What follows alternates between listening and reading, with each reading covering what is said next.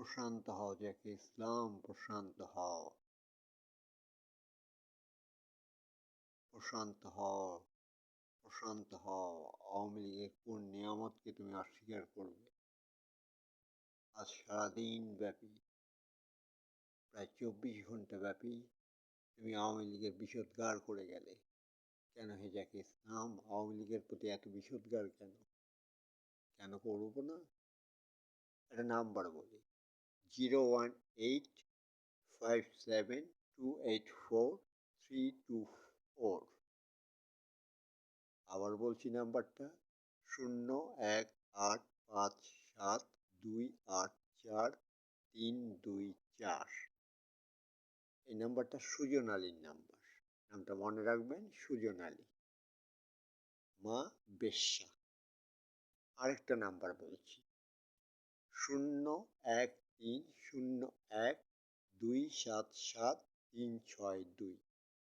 আবার বলছি নাম্বারটা, 01301277362। এই নাম্বারটা মোহাম্মদ জয়নুল ইসলাম জুয়েলের নাম্বার। তিনি দুর্নীতিতে শীর্ষস্থান অধিকার করেছেন। তিনি ভুয়া দলিল তৈরি করে বাংলাদেশ হাউস বিল্ডিং কর্পোরেশন থেকে বিপুল অঙ্কের টাকা ঋণ নিয়েছেন। ঢাকায় গাড়ি বাড়ি করেছেন, ঘুষের পাহাড় করেছেন। এটা সম্ভব হয়েছে আওয়ামী লীগের 15 বছরের রাজত্বে। প্রশান্ত হও যাকে ইসলাম, প্রশান্ত হও। অত উত্তেজিত হয়েও না যাকে ইসলাম, অনেক উত্তেজিত হয়েছ। ওই যে সুজন আলীর কথা বললাম, সে একটা রাখাল বালক ছিল। কোনো রকমের নাম দস্তখত শিখতে পারত, গ্রামে গরু চড়িয়ে বেড়াতো, আর তার মা বাড়িতে, ঢাকায় বিভিন্ন বাড়িতে বেশ্যাবৃত্তি করতো আর একটু রান্না বান্না করতো। এইভাবে সে আওয়ামী লীগের নেতাদের খুব কাছাকাছি পর্যায়ে চলে যায়। অতঃপর সুজন আলী দিনাজপুর জেলার মাজাডাঙ্গা নামক এক গ্রামের মাতব্বর হয়ে ওঠে এবং দিনাজপুর শহরটা তার হাতের মুঠোয় নিয়ে নেয়। যেমন হাতের মুঠোয় নিয়ে নিয়েছিল দিনাজপুর জেলা স্কুলের রাশেদ পারভেজ। আওয়ামী লীগ ক্ষমতায় আসার পর, অর্থাৎ 2009 থেকে সে চাকরি করতো ঢাকায়। রাশেদ পারভেজ ঢাকায় চাকরি করতো, সাধারণ মানের একটা চাকরি। হঠাৎ করেই আওয়ামী লীগ ক্ষমতা আসার পর সে ঢাকাতে রাশেদ পারভেজ চলে আসলো দিনাজপুরে। দিনাজপুরে এসে তার টাকার পাহাড় গড়ে তুলল। যেমন সুজন আলী ক্ষমতা, 10-20 লাখ টাকা সে গ্রামে বাড়ি তৈরি করে ফেললো। এসপি, ডিসি, হুইপ মানে ইকবালুর রহিম, এনায়েতুর রহিম ইত্যাদির সাথে তার উঠা বসা, অথচ সে একটা রাখাল বালক। আবার আরেকটা নাম বলি, সাদেক আলী। সাদেক আলীর স্ত্রীর নাম পারুল, পারুল বেগম টেগম ইত্যাদি কিছু হবে। তাদের সন্তান সবুজ আলী বাংলাদেশ সেনাবাহিনীতে সৈনিক পদে নিয়োগপ্রাপ্ত হয়েছিল আওয়ামী লীগের সময়, এবং সম্পূর্ণ বিধিমালা ভঙ্গ করে তাকে আওয়ামী লীগের হয়ে তাকে সৈনিক পদে নিয়োগ করা হয়। কি কি বিধিবিধান? বিধিবিধানের মধ্যে একটা হচ্ছে, সে তখন বিবাহিত, সে বিবাহ করে ফেলেছে এবং তার জামাই অর্থাৎ তার দুলাভাই জেলখানার আসামি, তার চাকরিরত অবস্থায়।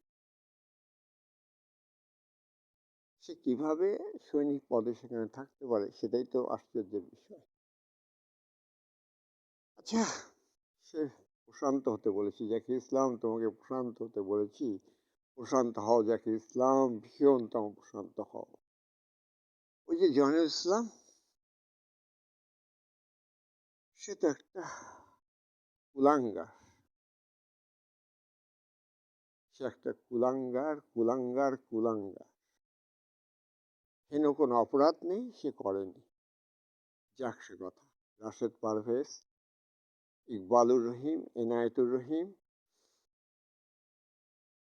খালেদ মাহমুদ চৌধুরী, এই সব কুলাঙ্গারের সাথে জড়িত হয়ে আছে ইসকন। ইসকনে বসে পাওয়ার পলিটিক্স হয়। রামকৃষ্ণ আশ্রমের অধ্যক্ষ পাওয়ার পলিটিক্সের সাথে জড়িত। সেটা 2024 সালের কথা, যখন একতরফা নির্বাচন হয়েছিল। হাসু, প্রিয়তমা আমার, তোমার কি এটা উচিত হয়েছিল? বাংলাদেশের সংবিধানের স্তরটার কথা এখন আসা যাক। 1947 থেকে 1971 একটা স্তর। এই স্তরের আগের স্তরটা হচ্ছে 1757 থেকে 1947। আমি এই দুটো স্তরকেই মানব। আমি শেখ মুজিবুর রহমানও বলতে পারি, অথবা বলতে পারি শেখ সাহেব। বঙ্গবন্ধু বললে সব থেকে বেশি খুশি হবে আজকে আওয়ামী লীগ থেকে শুরু করে ভবিষ্যতের আওয়ামী লীগ এবং পূর্বের আওয়ামী লীগ। আচ্ছা ঠিক আছে, আমি শেমুর বলবো। আমি আমার এক কাব্যগ্রন্থে বলেছি সুপ্রিয় সুবিতা সমীর। সেটা 2002 সালে। আমি আমার এক কাব্যগ্রন্থে পড়েছি তখন প্রধানমন্ত্রী শ্রীমতী গান্ধীর স্তনের উল্লাসে বন্দী। আচ্ছা বঙ্গবন্ধু, তুমি গান্ধীর মতো হতে পারলে না কেন? কোন গান্ধী বলবো? মোহনচাঁদ করমচাঁদ গান্ধী। তিনি পাওয়ার পলিটিক্সের মধ্যে ঢুকেননি, তিনি চরকা কেটে গেছেন, তিনি রাষ্ট্রীয় ক্ষমতা গ্রহণ করেননি। তুমি কেন গ্রহণ করলে হে বঙ্গবন্ধু রাষ্ট্রীয় ক্ষমতা? এর আগে আমি বলেছি 45 বছর ধরে তুমি এই প্রিয়তমা হাসু ক্ষমতা ধরে রাখলে কেন? আওয়ামী লীগের সর্বোচ্চ আসন ধরে রাখলে কেন? আওয়ামী লীগের উপর আমার ভীষণ ভীষণ ভীষণ প্রেম ছিল। পুতুল কতটুকু রাজনীতি বুঝে, জয় কতটুকু রাজনীতি বুঝে, যে তাদেরকে নিয়ে উল্লাসে মাতোয়ারা হতে হবে, তাদের জন্মদিন করতে হবে। আপনারা কি রাজতন্ত্রের পথে যাচ্ছেন না? বংশানুক্রমিক রাজতন্ত্রের পথে যাচ্ছেন না? এই আওয়ামী লীগেররা মাথার মধ্যে মগজ আছে কি নেই সেটাই তো আমার প্রশ্ন জাগছে। পৃথিবীর যত সংবিধান আছে সেই সংবিধান রাতারাতি পরিবর্তন হয়েছে। 10, 15, 20, 25 বছরের মধ্যে পরিবর্তন হয়েছে। পরিবর্তন কি হয়নি? বাংলাদেশেও পরিবর্তন হয়েছে। বাংলাদেশ সংবিধান প্রণয়নের সময় সব থেকে বেশি আপত্তি জানিয়েছিল সুরঞ্জিত সেনগুপ্ত। সুরঞ্জিত সেনগুপ্তকে মনে আছে? সেই যে বলেছিল সঞ্জিত দা একটা কিছু ক গোলাপি, একটা কিছু ক। গোলাপি কিছু কয় নাই, কইছে হাসু, প্রিয়তমা হাসু। হাসু, এখনো সময় আছে, ক্ষমতাটা আরেকজনকে হাতে ছেড়ে দাও, সন্তানদের উপর না। আওয়ামী লীগের নেতৃত্ব তৈরি করো। আচ্ছা আসুন এবার অন্য হিসাবে। বলশেভিক বিপ্লব হলো, বলশেভিকরা কি কমরেড লেনিনের কাছে ভাতা চেয়েছিলেন? যেমন মুক্তিযোদ্ধাদের ভাতা দেওয়া হয়। মুক্তিযোদ্ধাদের কি লজ্জা করে না?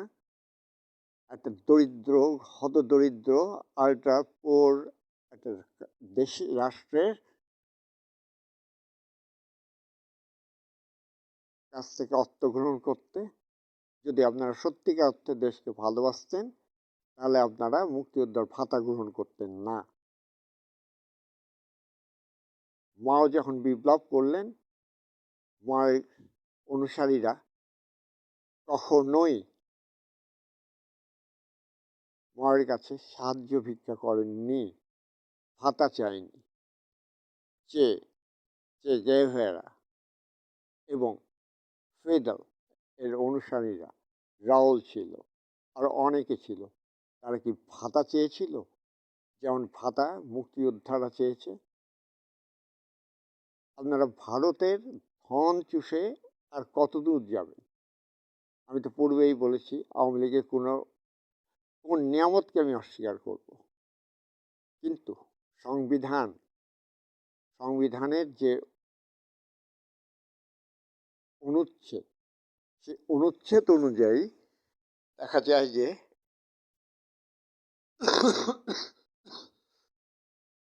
১৫ নম্বর অনুচ্ছেদে মৌলিক অধিকারের কথায় আছে শিক্ষা, অন্ন বস্ত্রের সাথে শিক্ষাও আছে। সেই শিক্ষাকে প্রিয়তম হাসু, তুমি তো হাস্যকর বস্তুতে পরিণত করেছ। এত ব্যয়বহুল শিক্ষা আর কোনো দেশে আছে বা কোনো রাষ্ট্রে আছে কি? আচ্ছা, থাকলেও সেখানে কি তুমি ভর্তুকি দিতে পারতে না? যেমন ১০ম শ্রেণী পর্যন্ত তুমি বইগুলো বিনামূল্যে করেছিলে, পারলে কি হাসু? উচ্চশিক্ষায় কি করলে তুমি? উচ্চশিক্ষার ব্যয়ভার বাড়িয়ে দিলে। ঠিক হাসু, ঠিক। তুমি হাসিনাবাদ তৈরি করতে চেয়েছিলে। হাসিনাবাদের হাসিনা আমি, হাসিনা আমার নাম। না হাসু, কিছুই করতে পারলে না। সমস্ত চোরদের হাতে, সমস্ত কিছু চোরদের হাতে তুলে করে দিলে। অভিভাবকের উপরই দোষ পড়ে। একটা একান্নবর্তী পরিবারের কর্তা যদি তার পরিবারের সদস্যদের, একটু সোজা সাপটা বলি, একটি একান্নবর্তী পরিবার, সেখানকার একটা কুলাঙ্গার, বেশ কয়েকটা কুলাঙ্গার যা ইচ্ছে তাই করে বেড়াচ্ছে। লুচ্চামি, চুরি, ডাকাতি, রাহাজানি, ছিনতাই, যত প্রকার দুষ্কর্ম আছে সকল কিছু করছে। সেই দুষ্কর্মের দায়ভার কি একান্নবর্তী পরিবারের কর্তার ঘাড়ে বর্তাবে না? হাসিনা ভালো, হাসু ভালো, এটা তো মানা যাবে না, কারণ তুমি একান্নবর্তী পরিবারের কর্তা ছিলে। যে নির্বাহী বিভাগ, সেই নির্বাহী বিভাগের প্রধান তুমি, সেই নির্বাহী বিভাগকে কি করেছো? গোলাম করে রেখেছিলে। বিচারালয়কে কি করেছিলে? এনায়েতুর রহিম, ছাত্রলীগ, আরো কত ছাত্রলীগকে যে তুমি বিচারালয়ে বসিয়েছিলে। আচ্ছা, দেখা যাক যে আমাদের এই যে মুর্শেদ ভাই, কামাল চৌধুরীর মদতপুষ্ট অনেকের মধ্যেই মুর্শেদ ভাইও আছে। তিনি একটা ভুইফোর অর্বাচীন লেখক। আওয়ামী লীগের সময় তিনি বিখ্যাত লেখক হয়ে গেলেন। হায় রে হাসু, আর কত হাসাবি রে ভাই? প্রিয়তম আমার, তোমাকে প্রেম দেওয়াটাই তো ভুল হয়ে গেছে। আমার যাবতীয় চিঠি ফেরত দাও হাসু, যাবতীয় চিঠি ফেরত দাও। আবার হিন্দু ভাইদের কথা বলি, হিন্দু ভাই বোনদের কথা বলি। আমার যত এখানে হিন্দু ভাই বোন আছে, তার সকলেই বিখ্যাত। সুনীল, শক্তি, মলয়, বাসার, আরো নাম বলবো, দেবী, ছবি বিশ্বাস, আরো কত নাম। তার সকলেই কিন্তু ভারতে বিয়ে করেছে। অথচ আমি যে পরিবারে মানুষ হয়েছি, যে পরিবার আমাকে তৈরি করেছে, আমার মনস্তাত্ত্বিক পরিমণ্ডল তৈরি করেছে, সেটা শ্রী শ্রী বন্ধু কুঠি, অধিকারী বাড়ি নামে পরিচিত। সেখানে তিনটে বিশেষ ক্যাডার আছে। ও না না না, তিনটে বিশেষ ক্যাডারের মধ্যে দুজন মৃত্যুবরণ করেছে, একজন এখনো বেঁচে আছে, তাকে আমি পিসিমণি করি। সেখানে আমরা নাচ গান সেই বাড়িতে বসেই করেছি। সেখানে আমার খাদ্য নিয়ে, খাবার নিয়ে কোনো কিছু অসুবিধা হয়নি। কিন্তু সেই পরিবারের বাইরে যখন বাইরে এলাম, যখন তোমার আমলটাতে আসে, দেখলাম যে এই শহরটার বেশিরভাগ হিন্দু শ্বশুর বাড়ি ভারতে। আর ভারতে কি বলবো, ভারতের তো সমস্ত সংস্কৃতি, বাংলার যে নৈতিক সংস্কৃতি, সেই নৈতিক সংস্কৃতি সম্পূর্ণভাবে ধ্বংস করে দিয়েছে পশ্চিম বাংলা। সেখানে পর্নোগ্রাফি, রাতের পর রাত জাগে সেখানকার মাগিরা বাংলাদেশে পুরুষদেরকে উস্কে দেয়, দুধ দেখায়, পাছা দেখায়, যৌন আলাপ করে, ভিডিও সেক্স করে। এসব আমিও করেছি, শুধু প্রমাণ পাওয়ার জন্য। আরো বলবো, এই যে এদের শ্বশুর বাড়িতে টাকাগুলো পাচার হয়ে যাচ্ছে, এটার কি কোনো হিসাব পাশায় আসু? সংবিধান ভায়োলেট করেছো তুমি, সম্পূর্ণভাবে সংবিধান ভায়োলেট করেছো। জয় বাংলা বলবো না কেন, 100 বার জয় বাংলা বলবো। জয় বাংলা আমার আজন্ম অধিকার, কিন্তু সেই তুমি জয় বাংলাকে গুহা সামলা করে রেখে দিয়েছ। বিচার বিভাগ শেষ, যে 3টা বিভাগ, সে 3টে বিভাগকেই নষ্ট করে রেখে দিয়েছে।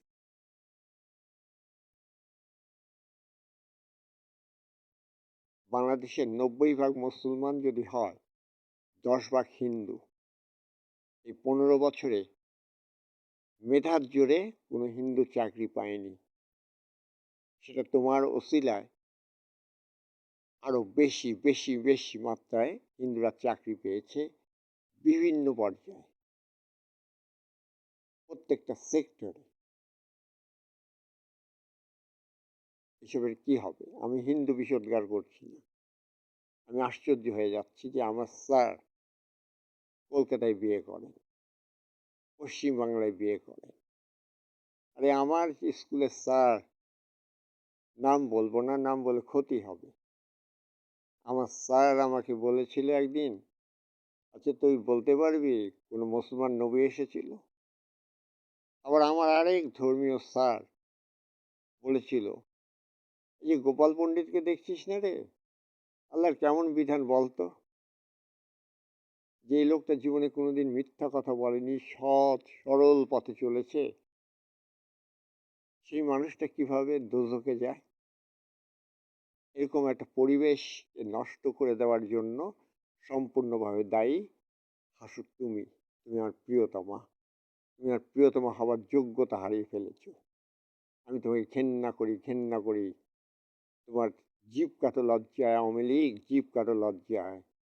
বারবার বলছি জাকির ইসলাম প্রশান্ত হও, প্রশান্ত হও, প্রশান্ত হও, কিন্তু না, জাকির ইসলাম প্রশান্ত হতে পারছে না, প্রশান্ত হতে পারছে না। বারবার মনে হচ্ছে রুটি ভাগের লড়াই, সেই মাওবাদী থিসিস, বারবার মনে পড়ছে এটা রুটি ভাগ ছাড়া আর কিছুই হয়নি। পুরোদস্তুর ভারতের হাতে তুলে দেওয়ার একটা পায়তারা চলেছে।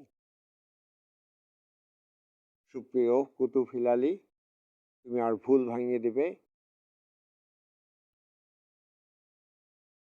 কবিতা কুহু, আপনিও আমার ভুল ভেঙে দেবেন।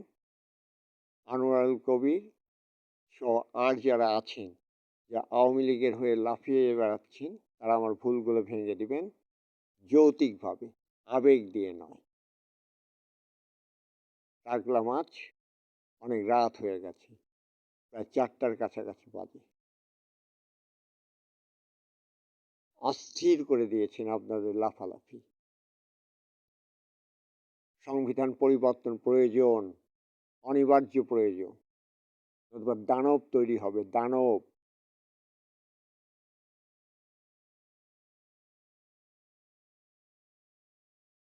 জয় বাংলা, বাংলার জয় হোক, বাংলাদেশ দীর্ঘজীবী হোক, বিপ্লব দীর্ঘজীবী হোক।